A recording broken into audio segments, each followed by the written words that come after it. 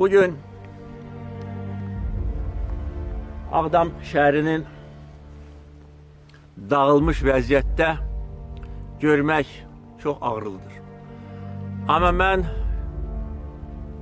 bir neçə il bundan əvvəl bu bölgədə olarkən, bizim səngərlərdə olarkən, bax, o binanı binokulda görmüşəm. Və bu hissləri sözlə ifadə etmək çətindir, mümkün deyil.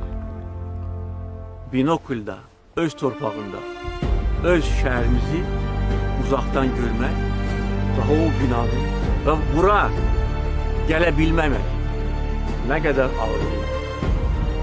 Və dəfələrlə namaz xəttində olarkən, səngərlərdə olarkən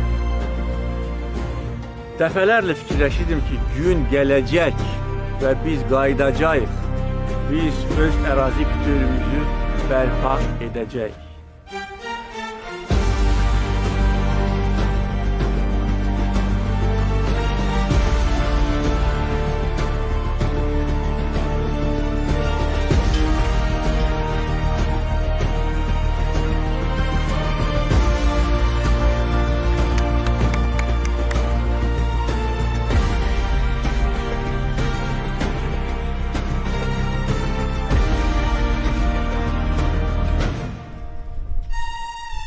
Biz qələbəmizi dəmir yumruq hesabına qazandık.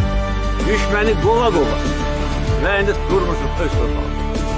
Eşq olsun Azərbaycan xalqına, eşq olsun Azərbaycan əskərinə, Azərbaycan zabitinə. Ağdam bizimdir, Qarabağ Azərbaycandır.